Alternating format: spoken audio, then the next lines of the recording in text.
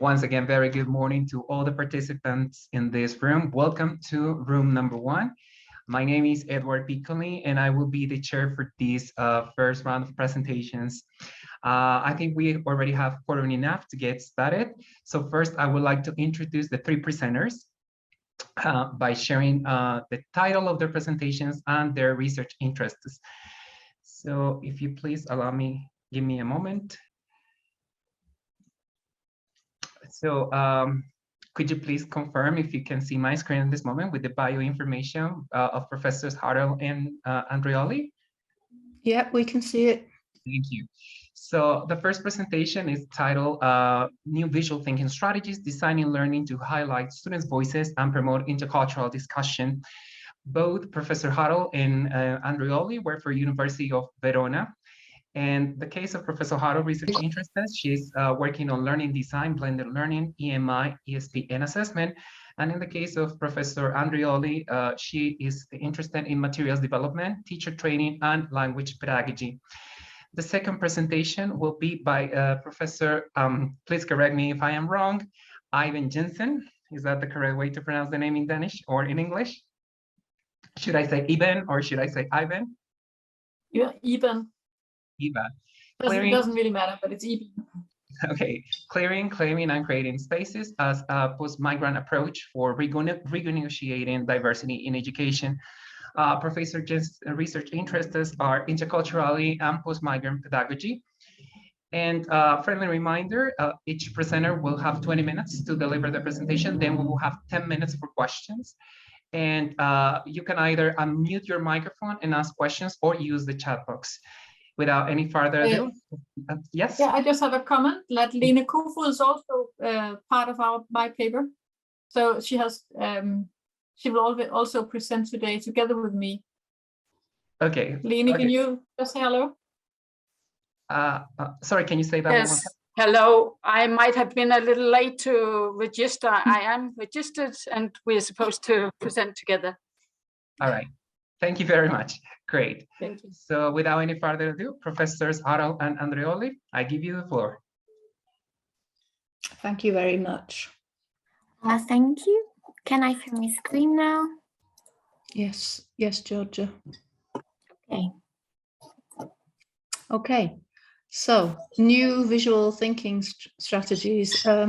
We today are going to be talking about this very small study. It's a pilot study that we're doing to implement a particular learning design that highlights student voices rather than focusing on technology, which unfortunately for the past 2 years has been a major focus for many teachers.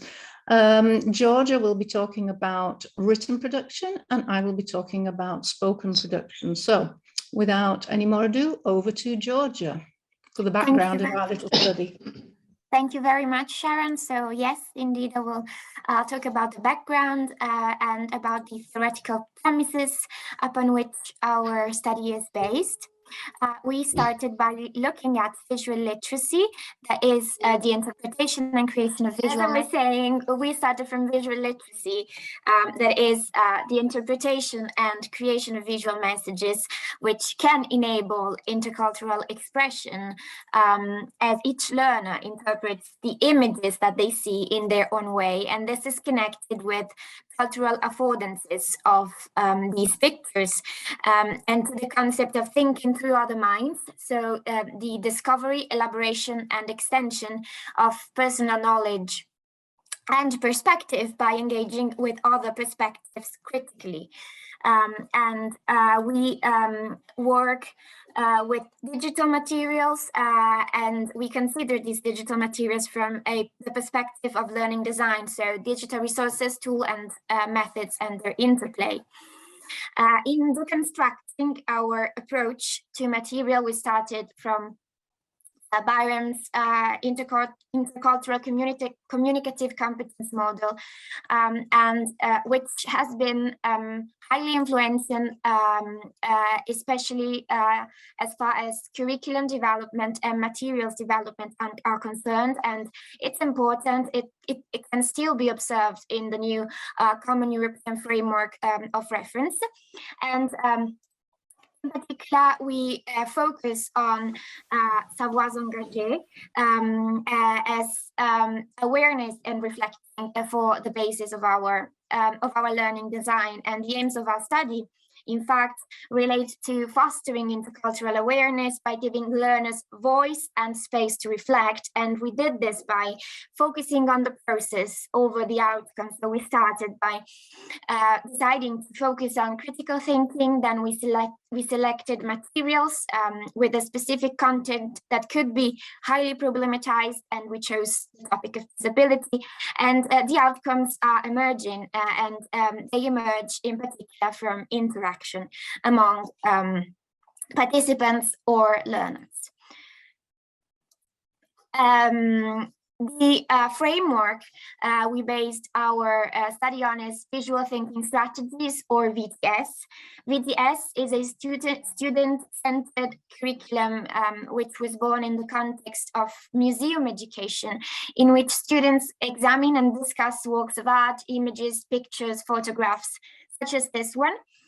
This is very similar to the picture that we used for our learning design trial, but we couldn't use the original one, of course, because of copyright.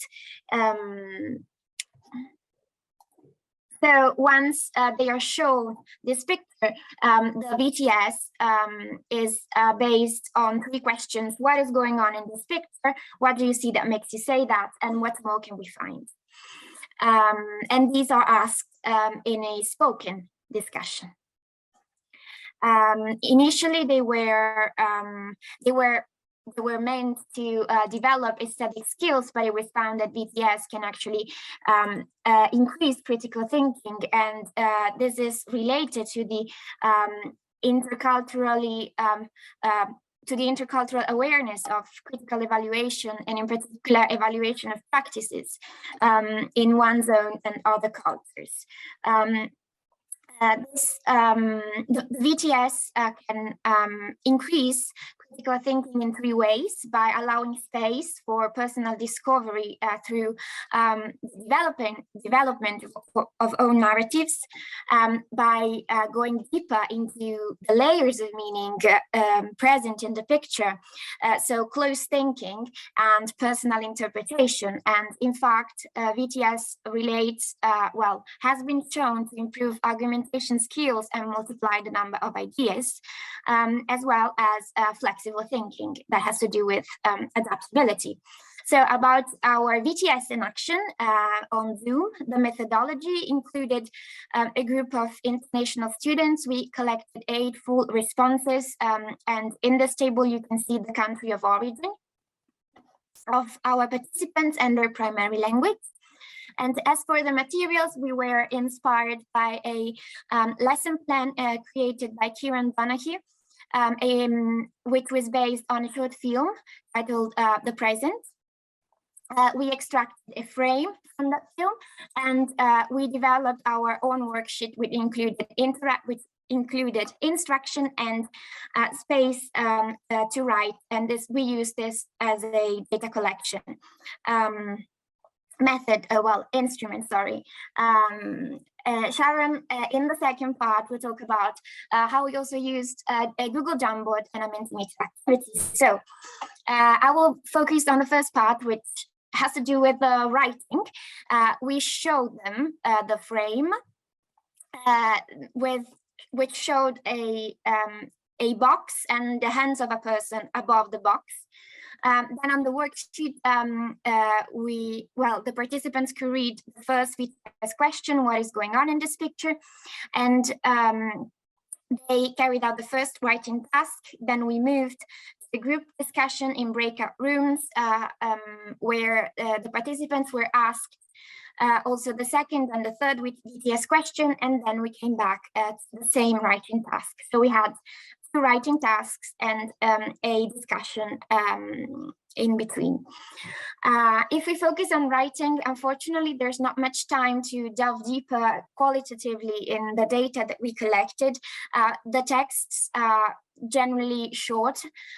They did not produce long texts, but from the first to the second one, you can still notice a difference, a qualitative difference in how, for example, they identified the protagonist.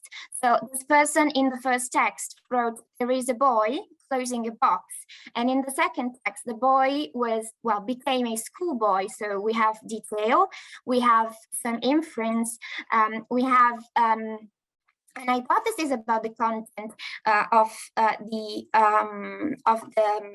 box, and also an element of reflection. Well, I believe, and this is another example of one participant who wrote it the first time, "I suppose this is the room of a boy," and then wrote, "Now I am more convinced that." So there is a development which can be seen from the point of view of deconstruction to construction of the meaning and the story, let's say, that can be found in the image. And this is done through descriptive language.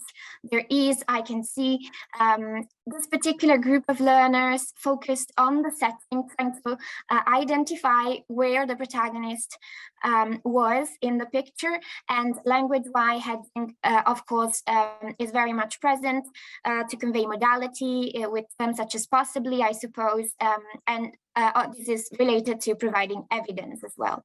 And another interesting detail that we don't have time to delve deeper into has to do with how they described these objects. There was someone writing, "This is an Amazon order," or what you put in the box is something very important, or you put it there for safety.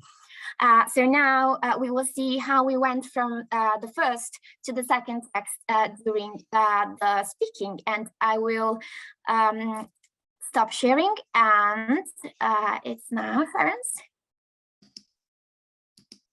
Okay, can you see my screen? Yes.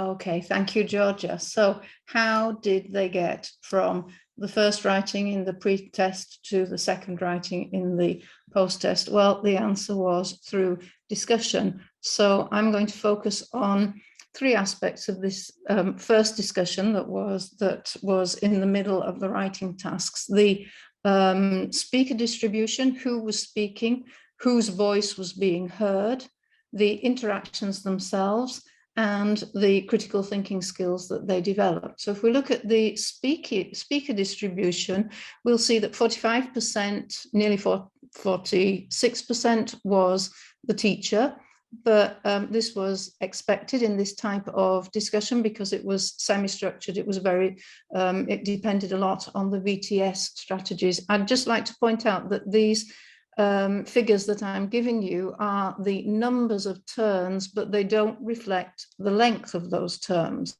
So this shows you the number of teacher turns, but the teacher turns were actually shorter than the learner turns. So we can see that what the teacher was doing was using the VTS framework questions and reformulating learner contributions to for the conversation. So here we can see this discussion lasted 10 minutes. We can see at the beginning the teacher is actually reformulating the contribution. So you think he's received the pack, and then moving on to the VTS probing questions. What else can you see? What else do you think? And you can see that the answer from the learner, the response is much longer than the teacher discourse.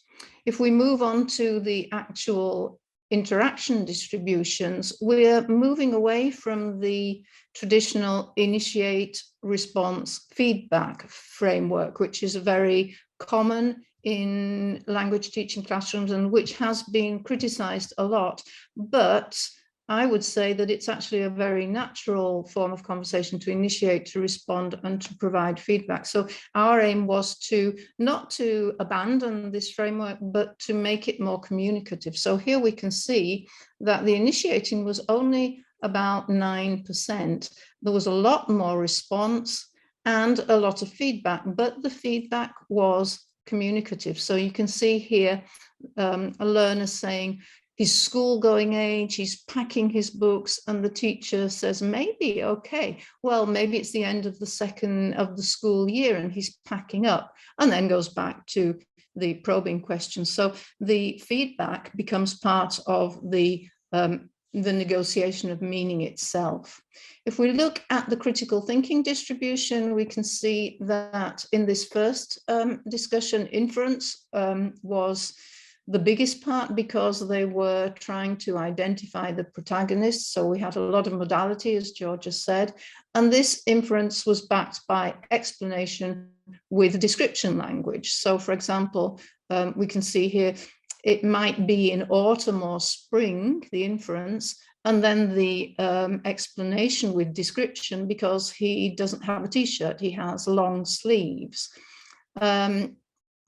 There is later on, you can see that this actually came at about 9 minutes into the discussion, some analysis. And by analysis, we mean the ability to look at your own reasoning process, your own logic. So this learner said, so this is why I thought about the video game. Maybe it's a mistake. We could go into this further because it's very interesting, but for the moment we haven't got time. So we'll just move on.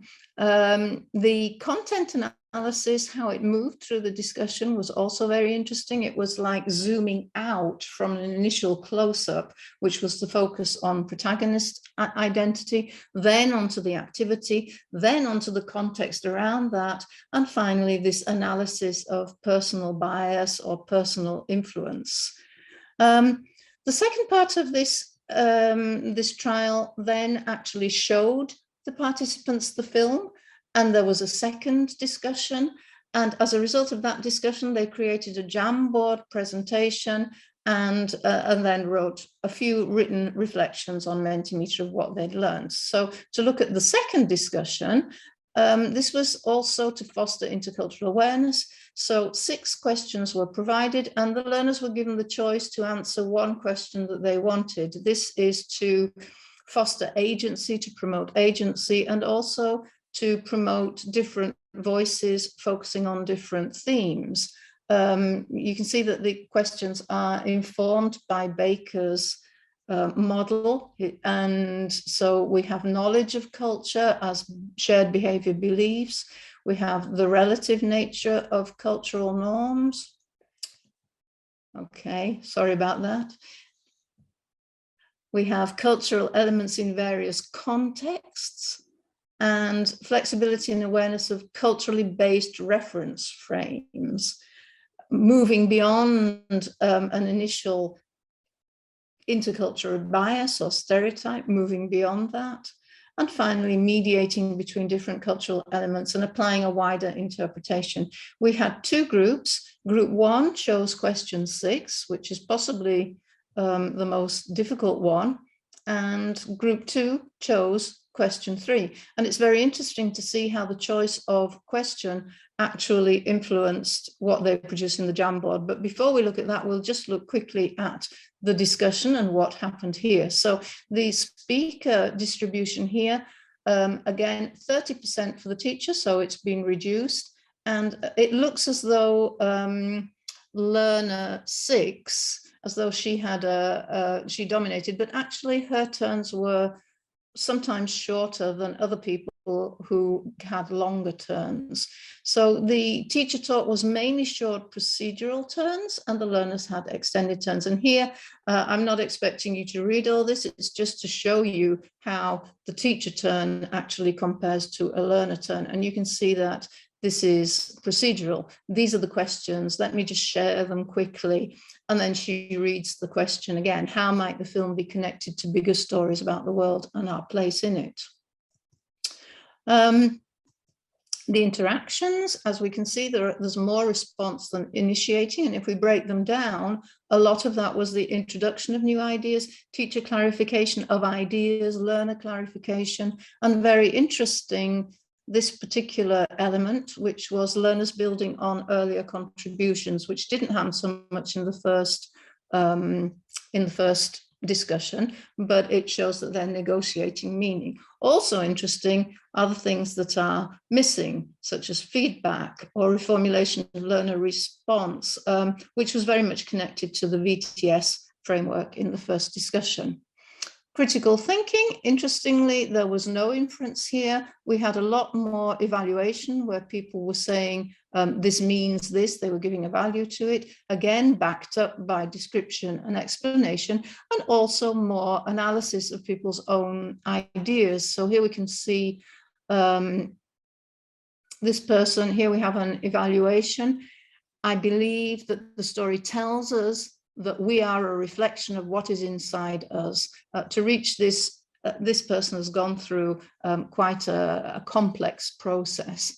And then we can see the description and the explanation for this. You can see that the guy, the small boy, has been hostile. Of course, you don't know the story, so I won't go into this.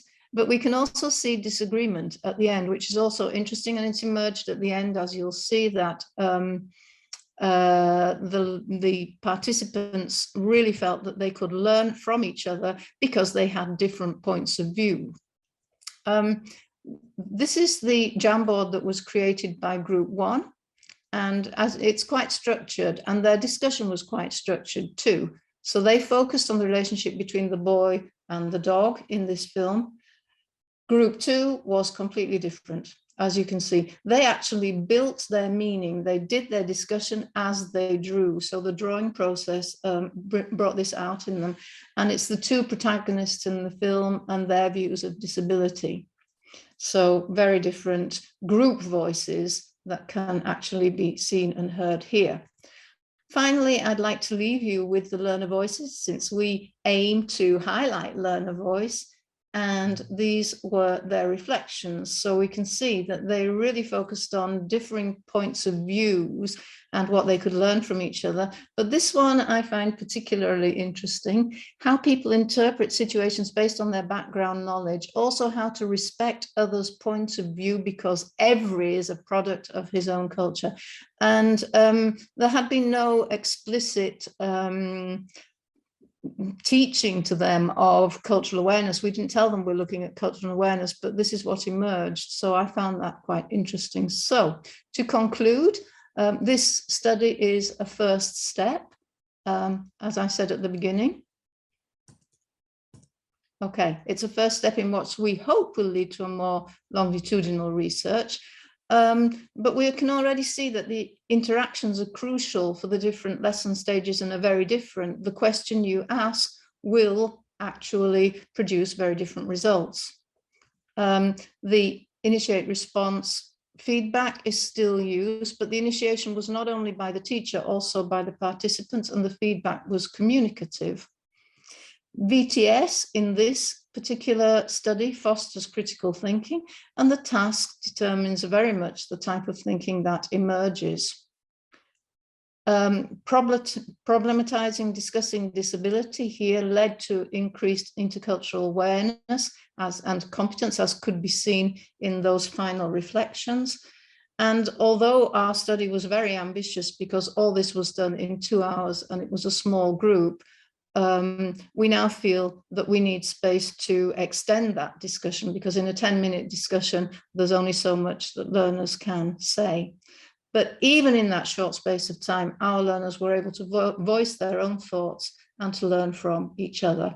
So thank you very much. I think we do have a bit of time for questions. Thank you very much, Georgia and Sharon. Once again, everybody, we apologize for the little inconvenience that we had at the beginning. We are lucky to have some extra minutes because we have a coffee break after these two presentations. Right now, we have 10 minutes for questions for this presentation. You can type your questions in the chat box or unmute your microphones. And so here we go.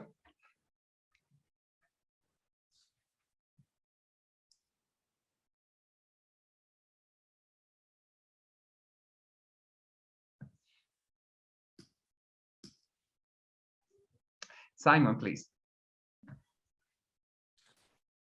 Hello, Sharon and Georgia. Thanks very much. Really great presentation. Really nice to see such a sort of concrete, in a way, well laid out strategy. It's really great. I'm sorry if I missed it, you may have said it, but could you talk a bit about how you decide or how you select the image for the sequence? Yeah, well, no, we didn't talk about it. George said it very quickly, but the image was a frame from the film that we showed them at the beginning, because the first part is building up the idea from the image, and in the second part they actually see the film, and it was a frame from that film. So then they get to see who those hands actually belonged to. Oh, I see. Sorry, I've missed that. So it's no, like it's film in a way, exploitation. Yeah, it's because the whole of this approach was developed from Kieran Donaghy's film English, and we looked at the way that he used it, but our aims were slightly different. Our aims were not particularly linguistic, based on the language. They were to foster critical thinking, and because we've been through this whole experience of COVID, and teachers understandably focusing on the need to know how to use technology rather than pedagogical knowledge, we thought it was time to move back and to look at to put the learner back at the heart of the process. This is what we're aiming to do. So our aim was to foster critical thinking skills, and we were very interested in this idea of visual thinking strategies applied to that. So we took the film and we started from the static image, and then we moved to the film and the discussion of the themes that come out of that. May I add something? When we chose the image, we didn't really know what we wanted to select, and we first looked at the short film, which I encourage everybody to watch. It's a very beautiful short film, and also very popular, so you might know it already. And we eventually chose a picture which had an element of mystery in a way. So that is this box. It's slightly open, but it could be also slightly closed, depending on how you see it, how you interpret that. And there are some objects in the background which helped, I think, the discussion in a way, because there are books, there are video games, there are some hints as to the setting of the scene, and this is why I think the discussion also was focused on the setting. Is it a living room? Is it an office? Someone said a printing room. So yes, this was the image, but we couldn't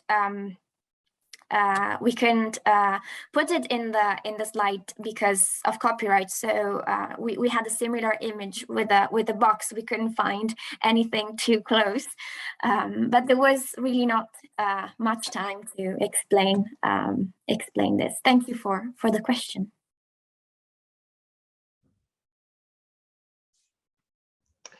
Thank you, Simon. Are there any other questions or comments for Sharon and Georgia?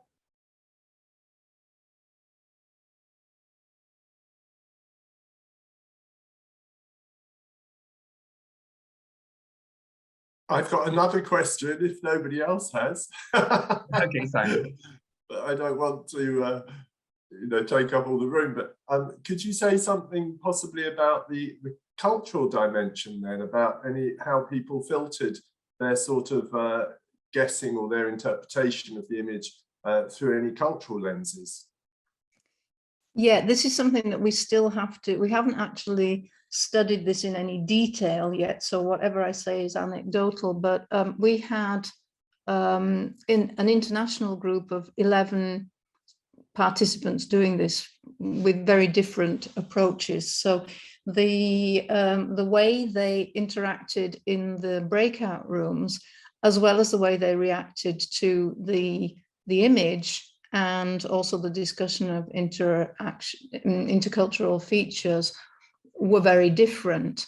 And this, I think, came out very clearly as one of the strengths at the end. They said that they actually learned a lot from each other, because they had one person said she had expected everybody to interpret the picture in the same way. And of course they didn't. And this was fascinating for them. So they said it's really important because they learn from each other. One of our limitations was that we had so little time in this study. We did it in 2 hours. So it's a pity, because now we'd like to possibly do this over a 12-week course where you can actually put these things into practice and see what happens there, because there is some evidence, not much, but some evidence that visual thinking strategies do help to, as Georgia said right at the beginning, to foster critical thinking and complexity of meaning making. So that's what we aim to do. We also wanted to really to give them their own voice. So we didn't want to impose our questions on them, which is why we gave them a selection of 6 questions, because otherwise it would have been too many, which were informed by Baker's 12-element module. So we had a couple of questions on knowledge of culture.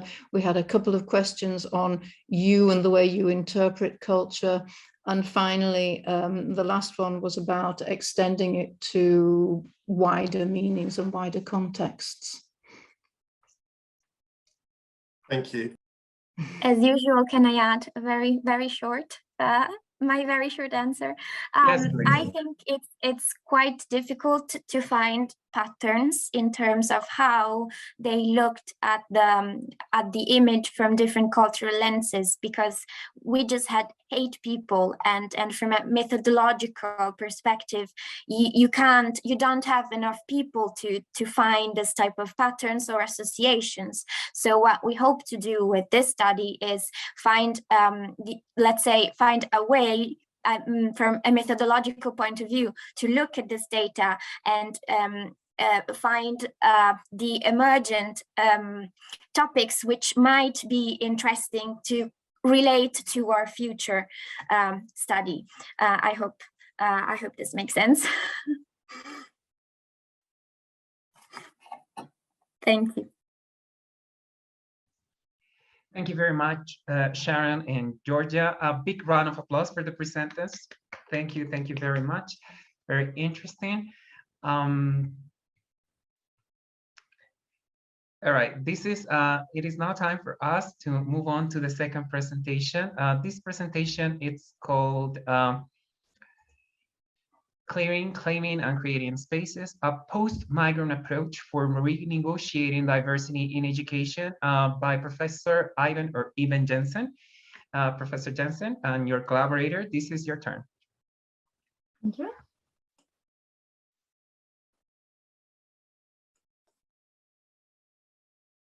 Yeah, can you see my screen? You can also hear me? Yeah. Thank you very much. We are happy to be here. I'm together here with Lene, and we are both cultural sociologists, and we have both been in the field of interculturality and education for many, many years. And I think it's quite fascinating to be here, and I think it's wonderful that we can sit we are from Denmark in Northern Europe, and it's fascinating that we can be sitting here, participating in this conference. I really like that. And I will start and give a background. I will introduce to the actual situation in Denmark, and then we'll continue to talk about it. We call it, as said, a post-migrant approach for renegotiating diversity in education. And that's what we have just started the project, and we would like to discuss it very much with you afterwards. But just like we are very interested in how we can formulate these things. And I'll try to move to the next. Yeah. And just have to move my picture. Yeah. What happens if we're looking at in a Danish context? We're looking at the Danish public school, and what we see in practice is that despite that we have this fantastic national Danish narrative of being one of the most democratic countries in the world, we also have a teaching practice where we plan and carry out as if all of the students have Danish as their mother tongue. And even though only in 10% of public schools, more than 25% of the students are bilingual, bilingual, but that's the term we use for not having Danish as a mother tongue. So we have the situation that we just start teaching as if everybody speaks Danish.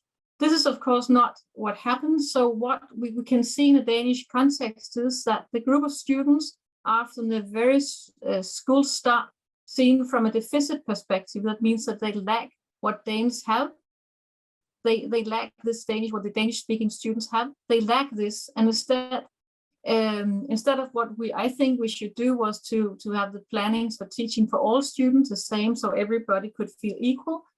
Then the school instead just provide compensatory teaching in Danish as a second language. And this, I think this is one of the main problems, is that we have just had this wrong. We have this start, and we can also see that national tests show us that the gap in academic performance between majority and immigrant students increases from the 2nd to the 9th grade. This means that we have showed this for years. Researchers have documented this inequality for years. It's just like this is a situation where we are really kind of stuck, that we are not changing the public school, and that's what we try that's what we criticize. We think that one of these explanation for this is that we have never heard about the colonial period today. And I think that what we find in the Nordic countries, Northern European countries, is this fantastic white Nordic innocence, where we can say that we call it a certain Nordic exceptionalism, describing how Nordic countries hardly was part of the colonial period. It's a way of denying that it's not the Nordic, we are so good in democracy and so on. So it's not the Nordic countries, we are innocent. And we also have the same problem with race and discrimination. It's denied in most Nordic countries. It's not that we don't accept that we have discrimination in society, but it's just not linked to the situation we are constructing during the school, for example.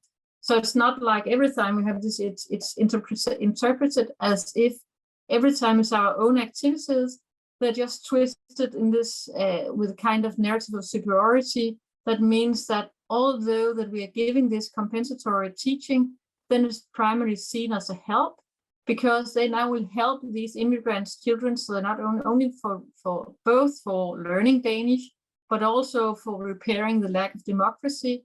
They don't have these immigrant children, they do not have the same democratic traditions. And we also have use a lot of energy for helping to overcome all these cultural differences. So this is the situation. We know we are a little polemic, but it's just a way to say this is a situation, and we've been in the field, as I said, for many, many years, and we have documented this forever. So we think that now we have to do something more dramatic, I think. And then we were inspired by a concept called a Post-Migrant Society, which is a society where we try to have, what if we could push for equality by making up this negotiation society, and a place where we could say, what if it doesn't matter who came here first, but much more into, we could make this radical utopia of equality that is negotiated beyond questions of origin and migration background. I think this is what I think it was interesting to see, how can we just try to get out of this very stuck situation. And then we are also this is also inspired by, this Post-Migrant Society also inspired what we call post-migrant theater, and that's where I'm going now. And this is a picture, just want you to see it before. It's from a performance called Black Water, and this is an example of post-migrant theater. And this is an example in this play. Then we have these two groups of friends in their late teens. They met by chance on a hot summer night as they jumped a fence around a public swimming pool. One group arrived to the pool from the white middle-class part of town, the other group from the part of town where all colors of skin are represented, and where you hear 200 different languages in the street. The first, when they met this summer night, the first reaction was hostility. And why are you here? The one said, we were here first. Do you think that is this just as yours? And then we have the big good sentence, this belongs to everyone or no one. It doesn't matter who got here first. And we are very inspired by a fantastic book called, I just had it here. It is called Reframing Migration, Diversity and the Arts.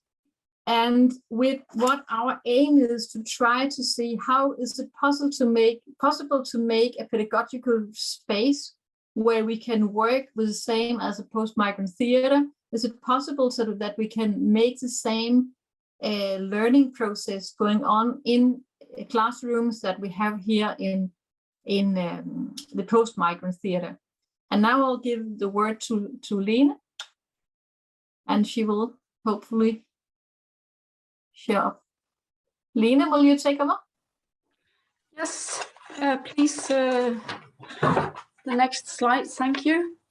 Another way of paraphrasing this post-migrant approach is as a reshuffling of ideas, concepts, and social institutions, and a reframing of migration, diversity, and the arts. That's another way of phrasing it in cultural studies.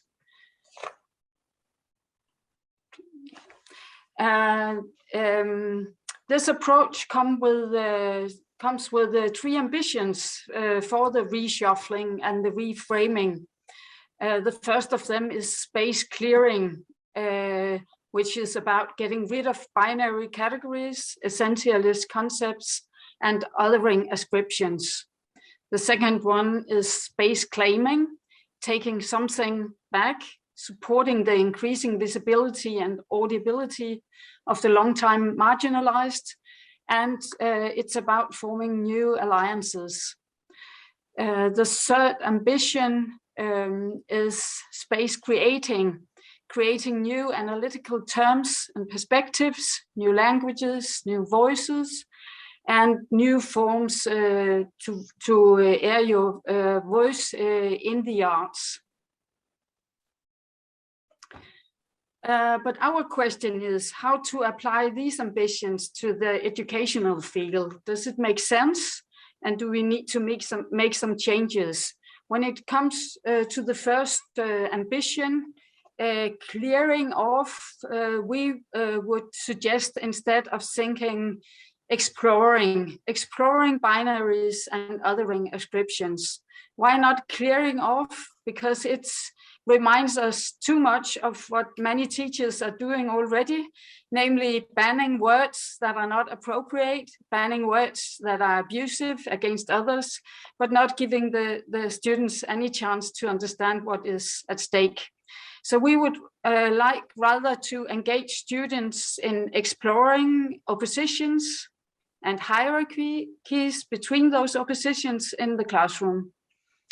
Then for the next ambition, claiming and taking back, making visible and audible, we suggest that in the educational field, in the classroom, it could be about encouraging students to claiming the right to the naming of themselves, the right to be visible, and the right to shift between different identities.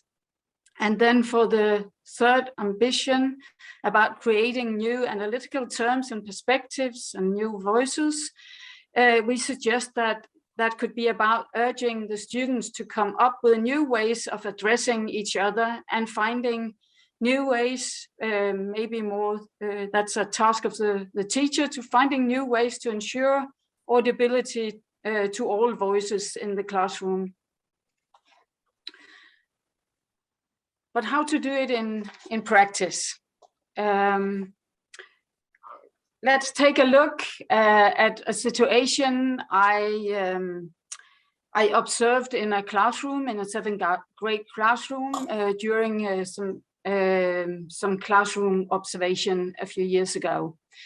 In the classroom, more than 20 copies of the class picture decorated the wall. They were put up in a German lecture, and the student had a drill or a task where they should write in German short one-line descriptions about each of their classmates. So they did have a class picture, each of them, a copy of it, and then they put on a small description on each of them. Everyone in the picture is described by their virtues. For example, like Jonas is at the top in math. Marie is the best soccer player. Gertrude is very nice to everyone. And then there is one who is not described in that way. This is the boy called Hamza. He is exclusively described by his bodily appearance and his ethnic background. The other students have been writing about him. Hamza is Somalian, Hamza is African, Hamza is Black, Hamza is rather dark-skinned. Eben, please continue. Yeah. So how, if we consider this situation a situation to approach in a post-migrant way, how can we try to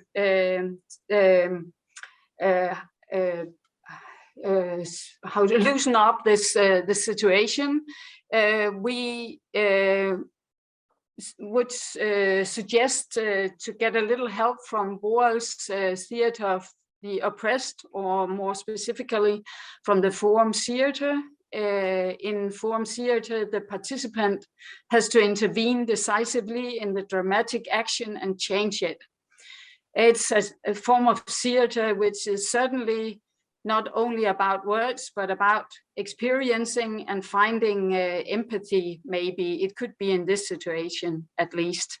It's also a form of theatre where you take the starting point in the situation where you have a kind of problem, and then you include all the spectators or everybody present in coming up with the new solutions for this situation. And maybe you could go about it in a way of enacting the situation of the class picture. Just let some of the students read aloud the descriptions as is, seeing the differences between the different descriptions of different students, and then go into the exploring phase by swapping positions.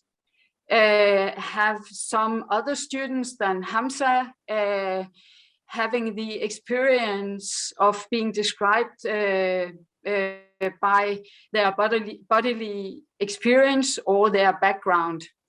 Then to have a discussion about how does it feel to be objectified, defined by your bodily appearance or your background, and how does it feel to be addressed differently than everybody else. We suggest then to go into the claiming phase, then find a way to make the students or encourage the students to express the words that they would ask others to use about them, and not just with one word, but also to continue the discussion. What would you also like to, how would you also like to be addressed? And then finding a way to framing the last phase, the creating phase, on the background of the experiences that the students would have in the first two phases. Then finding ways to, new ways of addressing each other, forming new groups and new alliances that can, after this experience, can be made. Then for the last slide, please. That was our way to try to challenge the deadlock that we find that that there is in this field of interculturality in society at large, and especially in schools, where we find it difficult to get away from the deficit perspective and from widespread othering ascriptions to pupils and students considered newcomers or outsiders to the monocultural majority. And we have attempted to apply the post-migrant theater and the theater of Boal for this purpose. Questions to this attempt are very welcome, and even more so, suggestions and advices for how to proceed from here. Thank you for listening. Thank you very much, Professor Rasmussen and Professor Jensen. You still have some more time, some more minutes to go over the presentation, but so we now open the space for questions. I have one question. I myself have a question, but I saw Sharon rose her hand first. Sharon, please go ahead. Thank you very much for a very interesting discussion, which ties in a lot with our work, I was thinking as I listened to it. And but I was wondering what the aim was in that classroom of asking them to write a description about each other, and why do it that way and not have them introduce themselves? Well, I came into the classroom to observe, and I was there for a few months, every second day or something like that, to observe. And there was one subject that I was not allowed, where the teacher didn't want me to observe, and that was the German lessons. So I just saw the pictures on the wall from the beginning I was there. And it kind of provoked me that they were just there, hanging there with this kind of harsh othering of this single student. So what I learned later on when I presented this for the teachers, it's a common drill from a textbook in German. When German language is taught, so many of the teachers knew this drill, but maybe it could have been avoided from the start with letting the pupils present themselves. Yeah. That's a good idea. Yeah. It would be interesting to know, though, what the aim was behind that. Yeah, I guess the aim is that they are going to just write simple sentences, because it's a quite low level. Yeah, probably yes. I would expect an aim to have more substance to it than writing a simple sentence. I mean, I was just wondering if maybe it had been done intentionally. For example, perhaps if the participants in a class already know each other and the teacher is new, then asking those participants to introduce the learners to the teacher might have sense, might be meaningful. But that was not the case. No. And maybe I should make clear the fact that it was a German lecture, and that the majority language in Denmark is Danish, and 7th grade might sometimes be the first or the second year that you have this language. So it's I think, as Eben said, it's just a drill to make the students make short sentences. Right, but it's right, yeah, just write something. But it's rather, it's not so true. No, it's somewhat disconcerting to see this.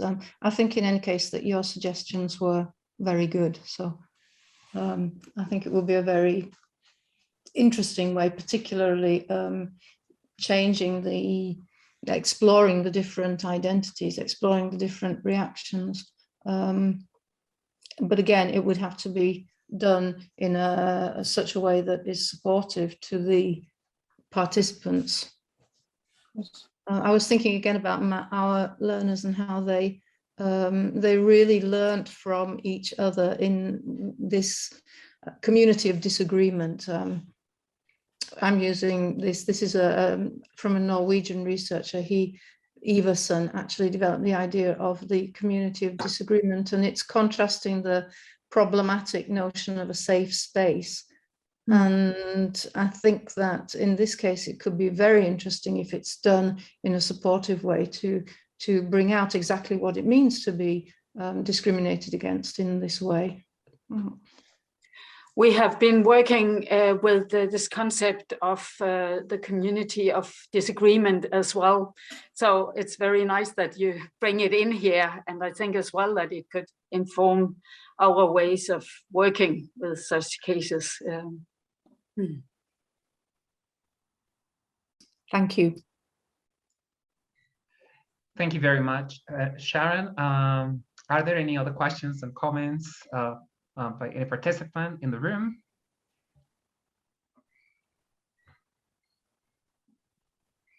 Don't be shy, this is the moment.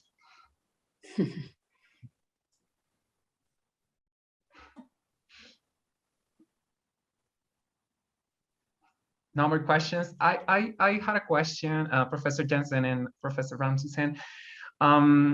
I would like to know to what extent the parents of these students are involved or are aware of this curriculum taking place in these classes.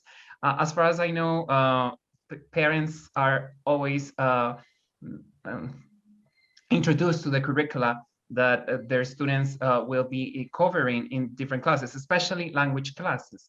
And I know how some parents from different cultural backgrounds, as my parents when I was a child, are a little bit reluctant to some contents and some activities, especially this one, when it comes to describing your classmates by just one word. So how are parents involved, or to what extent are they aware of these contents? And are you considering observing other classes in the future that involve parents being part of this activity?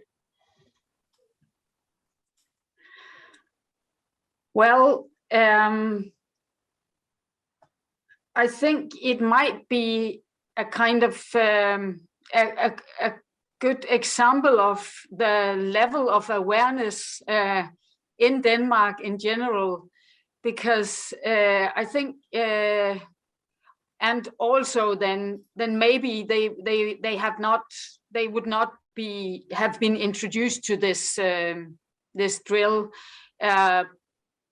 I can say that I talked to the teacher, not the German teacher, who didn't want me to be in the class, but the class teacher, or the Danish teacher.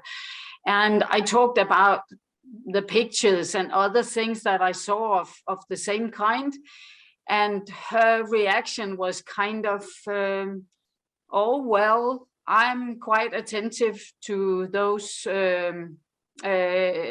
students that you mention, and don't make too much of a fuss about it. I didn't hear anything about any parents who objected to it. That's also my impression, that it's just, that's what I talk about, this Nordic innocence. That's just like this, well, it's not that bad, come on, we're just teaching, it's just, we can take it. So it's so important, it's so difficult for people to take the step to see this is the empathy about for this student, as it's so obvious for us. It's just like this, we're just describing what we see. It's just like it's really, really unformulated. So really have to do something drastic now, because it's been that for so many years.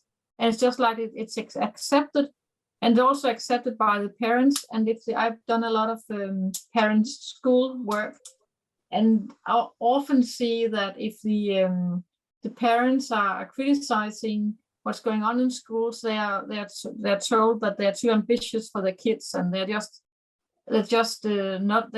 I don't think that the school are listening enough to the parents, so not inviting them in on their premises, but more than the school democratic form that you can go in this.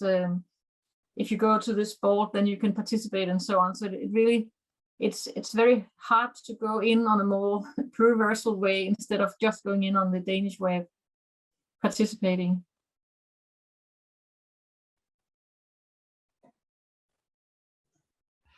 Thank you very much. It's actually a pity. It's actually a pity that this is not taken into consideration because, as Professor Harold was pointing a couple of minutes ago, it perpetuates the gaps and, of course, discrimination against people who, like me, I felt really identified in this presentation. We don't have the same color of skin, or we come from different backgrounds. And it really hits deep when the government and the Ministry of Education and some colleagues do not want to get out of their, or step out, I'm sorry, from their comfort zone and do something else, something else that could make a big difference. Thank you very much, Professor Jensen and Rasmussen and all the other presenters. Once again, we apologize for the little inconvenience that we had at the very beginning. In this moment, this first parallel room session is over. Now there will be a 10 to 15 minutes coffee break, and then 10:50 Colombian time. We'll start with the other set of parallel sessions. A big round of applause for all the presenters. Thank you very much once again.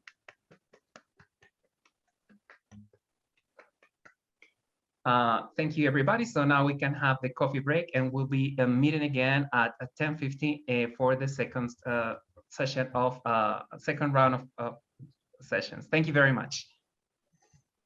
Thank you very much. Goodbye. Very much. Thank Bye. you. Thank you for sharing.